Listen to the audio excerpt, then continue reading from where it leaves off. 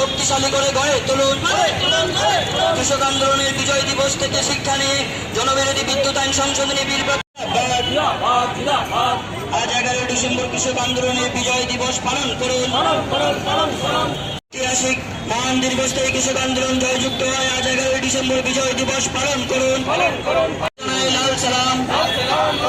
কৃষক আন্দোলনের 700 শহীদ কৃষকদের জানাই লাল সালাম।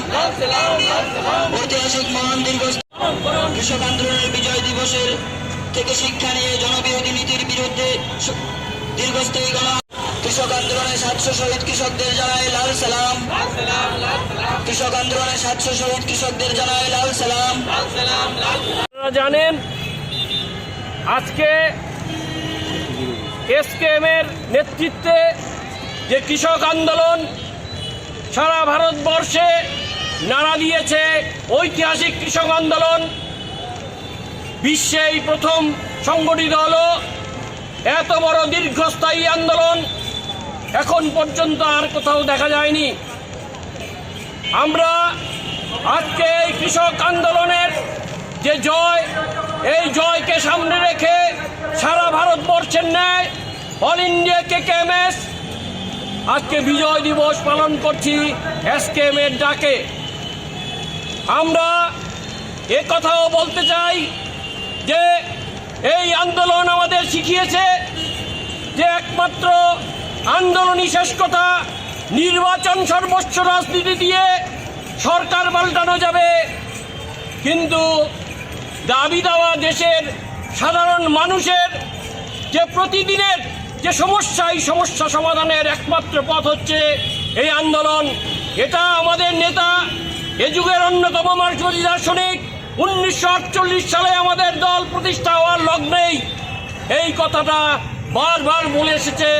আপনারাও স্মরণ রাখবেন যে আমাদের দল যে সময় আমাদের দল আমরা যারা শিবদাস ঘোষের চিন্তায় কে পাথেয় করে চলছি, যারা দেশের কাজে লিপ্ত আছি, তারা আমরা বারবার বলছি বন্ধু আন্দোলন করেই সব সমস্যার সমাধান হবে, নির্বাচনের মাধ্যমে সমাধান হবে না। আজকে তার প্রমাণ ঘটল এই দীর্ঘস্থায়ী আন্দোলনের মধ্য দিয়ে।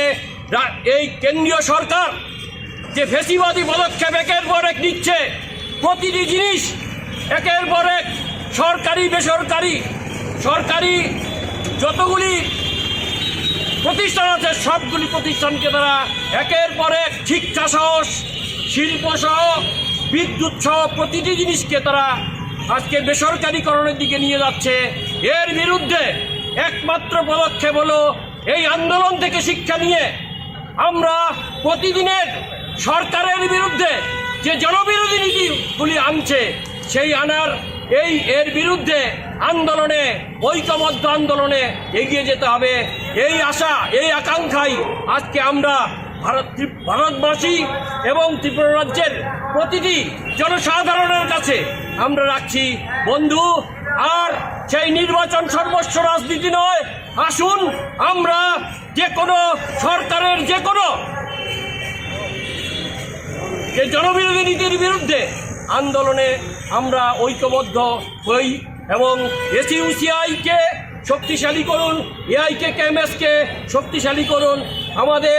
আমরা আজকে এখানে এআইকেকেএমএস, এআইডিএসও, এআইএমএসএস এবং এআইডিওআইও আমরা প্রতিটি সংগঠন ঐক্যবদ্ধভাবে আজকে এই প্রতিবাদ সভায় আজকে যোগ দিয়েছি।